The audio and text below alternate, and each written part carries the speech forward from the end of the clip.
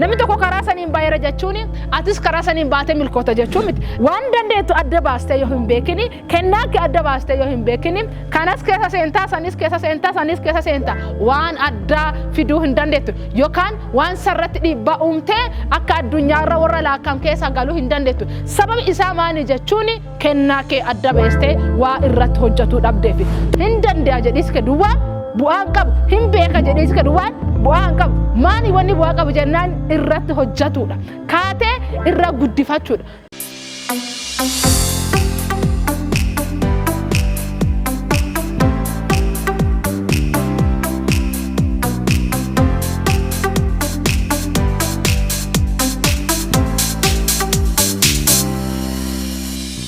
Yooya akkam jirtan nageenya waaqayyoo bakka jirtanutti hunda keessanii haa baay'atu an obboleettiin teessan hin seenee birbisaa ammallee irra deebi'ee isin dhufeera dhiyootana sooshaal miidiyaa irratti eessa baddee eessa nurraa gorte jedhaa warra turtanuufi irra deebi'ee dhufeera waan tokko tokkoon qabamneeti kanaaf isinirraa ture malee isinirraa baduu barbaadeeti moti mata duree haaraa akkuma kanammoon viidiyoo haaraa isin bira dhufeera qophii keenya haga xumuraatti akka isin faana turtan isin gaafannaa an qophii kana akka isin dhiyeessaar obboleettii teessan hin seenee birbisaa yoo ta'u ogeessaan kaameraa Naa'ol Gobanaa Nufana jira hanga qophii xumura keenyaatti turtii gaarii.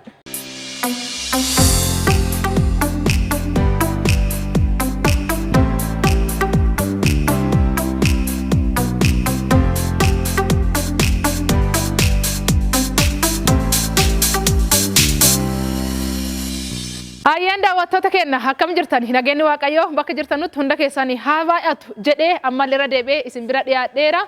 Sagantaan guyyaa addaa sagantaa addaati inni sunillee maani yennaani waan dandeenyu adda baafannee irra hojjetiisa kennaadha mata duree isaallee waan dandeettu adda baasi irratti hojjedhu yookaan kennaa si keessa jiru adda baasi irratti hojjedhu kaa'edhu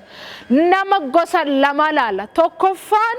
waan danda'u ka hin beekne lammaffaan waan danda'u beekee garuu ka irratti hojjetaa hin jiraanne tokkoffaan yookaan kennaa ifi kennameeruuf san beekeeru ka garuu irratti hojjannee fi ka kennansa isaa kenname saniyyuu maa ka danda'u ka hin beekne nama gosa lama ati kana lamaan keessaa kam moo sadaffaan kennansa ifi beekee ka irra hojjetu san keessatti sadiin kana laallaa tokko maan dandeetta dandeettiin keeti maanidha kennansi kee maanidha maa hujuu dandeetta maa milkeessuu dandeetta wanni ati hujuu dandeettu maani tokkoffaa waan kana gargar baasuudha wanni addunyaa kana keessa jiranu dandeettiin garagaraa hin jirani beekumsi garagaraa hin jirani ogummaan garagaraa hin jirani haateetu malee martinuu abbaa ifii qabdi wanni hundinuu otogoote sila hin dandeetta garuu kennansi kee waa hin ta'iniiti ittiin milkaa'uu dhabuu dandeetta inni wanni ni dandee nami sun wanni ni dandee ati danda'uu dhabuu dandeetta namittiin sun wanni isin dandeette irratti milkoote ati karaa san deemtee itti milkaa'uu dhabuu dandeetta namni tokko karaa saniin baay'eera jechuun atis karaa saniin baatee milkoota jechuun miti namni tokko karaa biraatiin baay'ee itti jigeera jechuun atis karaa saniin baatee deemtee hin jidda jechuun miti kennansi itti dhufte kamiidha wanta ammoo dandeettu kamiidha isa lamaan kana walitti simatte kennansaaf dandeettiin gaafa walitti simatanu milkaa'ina keessa isa jedhan keessa isa ijoo tokko ta'a garuu waan dandeettu adda baastee yoo hin beekini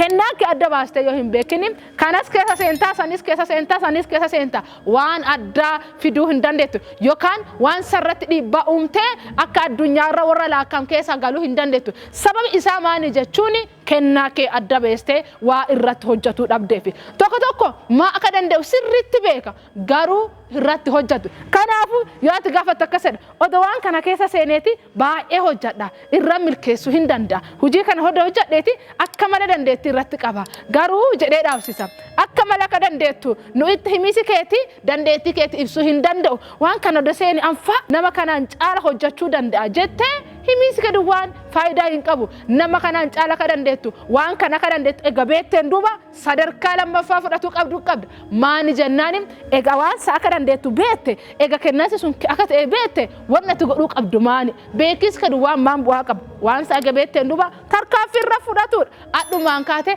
hojii irra fudhatuudha maaliif wanna ati hin danda'a jette dandeetti kiyya kennansi kiyya wanna ta'e suni akka ati irratti hojjettu barbaada akka ati isaaf kaatu barbaada hin danda'a jedhis keedu waan bu'aan qabu hin beeka jedhee si kadhuwaan bu'aan qabu maani wanni bu'aa qabu jennaan irratti hojjatuudha kaatee irra guddifachuudha tokko hin beekani itti ta'an garuu irratti hojjetan beekumsi duwwaani waan sanis milkeessu hin danda'u beekumsi duwwaani waan sanis guddisu hin danda'u beekisa tokko waaqa beeka lama sitti beeka nuti kan beennannaan kaati nuti mudhiche beenna kanaafu wanna tu godhuu qabdu kamin amma tanan kaaste irratti hojjetiisa yaalika hunda fudhattee beekumsa kee hunda fudhattee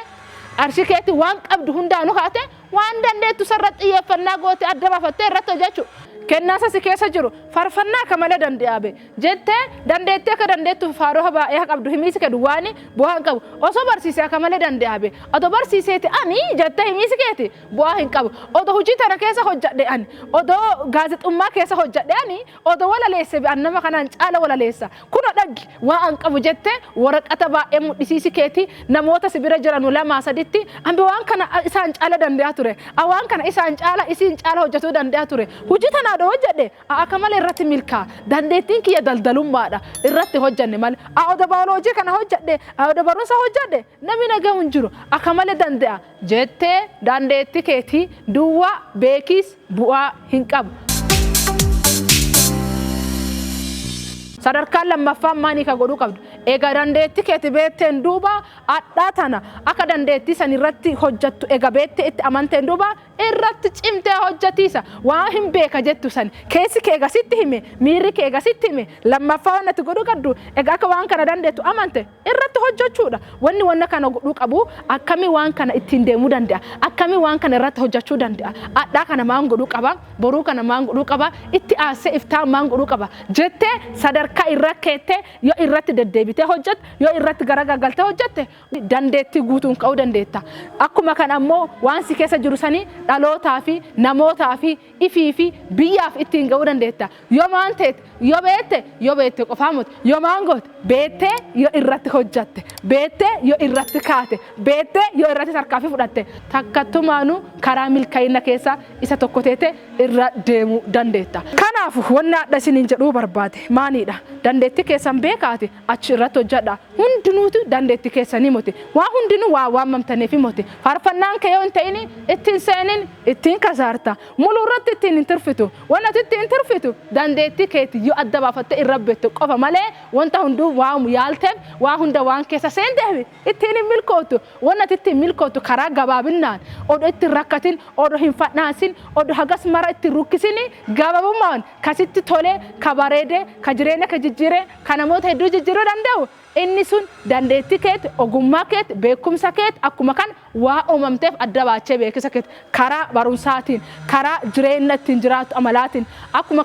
karaa tajaajilaatiin karaa hojiitiin karuma kamiinuu ogummaan keeti addaadha isas adda baasii beeki karaa inni ba'ee baay'isaaf yaaliin godhin karaa isiin deebiteef karaa san deebiisaa yaaliin godhin kan kee qofa adda baasii isa sarratti hojjadhu isa sarratti deddeebi'i waan tokko yaaltee siin milkoonne jechuun yoomillee siin milkaa'u jechuun miti wanni tokko yeroo haaraatiif yeroo jalqabaati yoo jalqaddu yeroo kamiyyuu si rakkisuu danda'a haga waan san beektu haga waan san ittiin deemisa itti yaarii karaa tokko ittiin baachu sitti ulfaatuu danda'a garuu sitti ulfaateera adda siin milkoonne jechuun kennansa keetii miti jechuun miti irra deddeebi'i yaali yeroo tokko wanni qabatame yeroo tokko wanni maqaa qabatee ta'u hin jiru wanni martinuu irra deddeebii gaafata wanni martinuu shaakala gaafata wanni martinuu hujii gaafata yoo hujii san deente hojjatte yoo inni gaheenni si gaafa deente hojjatte waan sani irratti milkaa'uu dandeetta malee yeroo tokko waa yaalteef yeroo tokko waa irra baateef saniif waan inni si milkaa'uu dhabeef achiin duba lammeessoo na milkaa'u jettee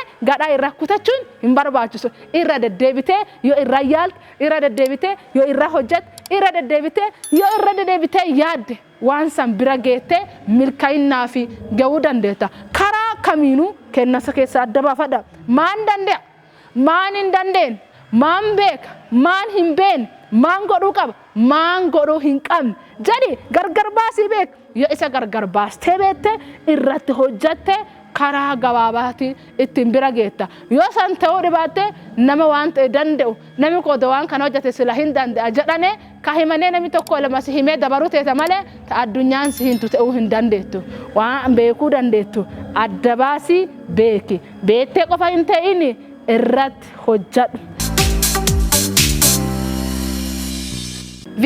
addaa kana qabadhee isin bira dhiyaadhee kana fakkaata isa bira qabadhee haga isin dhufu turti gaarii.